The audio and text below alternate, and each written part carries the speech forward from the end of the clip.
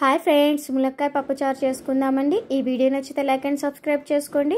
White రైస్లోకైనా bagara రైస్లోకైనా taste బాగుంటుందండి. మీరు కూడా ట్రై చేయండి.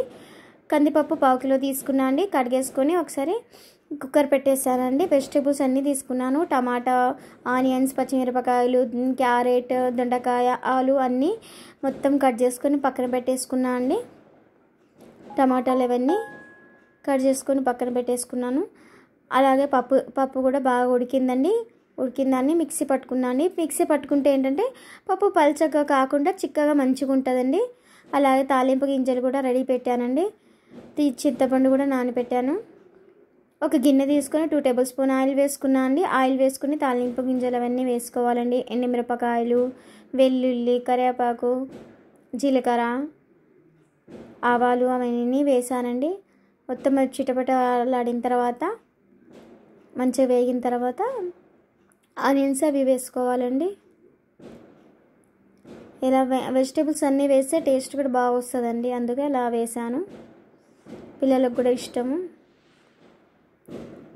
మొత్తం చిటపటలాడిన తర్వాత ఆనియన్స్ వేసాను.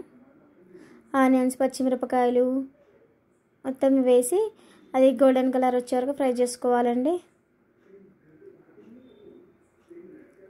మంచిగా అది ఫ్రై అయిన తర్వాత వెజిటేబుల్స్ కూడా వేసేసుకోవాలండి. ఆలు అవన్నీ ఫ్రై అయితే మంచిగా ఉడికిపోతాయి తొందరగా. మునక్కాయ, క్యారెట్ అవన్నీ వేసాను. 5 మినిట్స్ అలా ఫ్రై అవ్వనివ్వాలండి.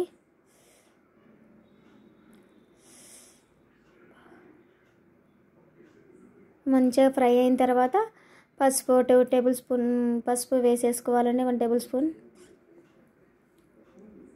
వేసి మంచిగా కలుపుకోవాలండి. టమాటాలు కూడా వేసేసుకోవాలి. అది కొద్దిగా మగ్గనివ్వాలి కదండి.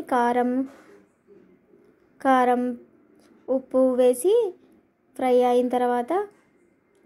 మంచిగా ఫ్రై అయిన తర్వాత కొద్దిగా వాటర్ వేసి మగ్గనివ్వాలండి. మునక్కాయ అవి మగ్గాలి కదా, కొద్దిగా ఉడుకుతాయి కదా, దానివల్ల వేయాలి. కొద్దిగా వాటర్ వేసేసుకోవాలి. ఉప్పు వేసుకొని కలుపుకోవాలండి.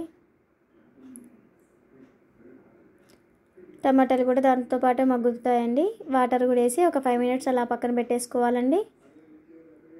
అవన్నీ మగ్గిపోయిన తర్వాత మంచిగా కలుపుకోవాలండి. ఒక 5 మినిట్స్ అలా ఉడకనిస్తే చాలండి. వాటర్ మొత్తం ఇంకిపోయే వరకు అవి మగ్గిపోతాయి. మగ్గిన తర్వాత పప్పు మిక్సీ పట్టినాం కదండి, అదంతా వేసేసుకోవాలి. చింతపండు పులుసు కూడా వేసేసుకోవాలి దాంట్లోనే.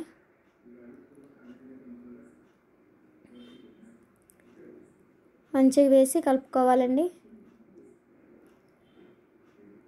అది మీ థిక్నెస్ బట్టి మీరు నీళ్ళు వాటర్ పోసుకోవాలండి చూసుకొని. పల్చగా కావాలంటే పల్చగా చేసుకోవచ్చు, అది చిక్కగా ఉండాలంటే చిక్కగా చేసుకోవచ్చు అండి. నేనైతే కొద్దిగా పల్చగానే చేశాను. అది మసిలిన తర్వాత ఇంకా దగ్గర అవుతుందండి, చిక్కగా అవుతుంది. కొత్తిమీర కూడా వేసుకోవాలండి, టేస్ట్ బాగుంటుంది.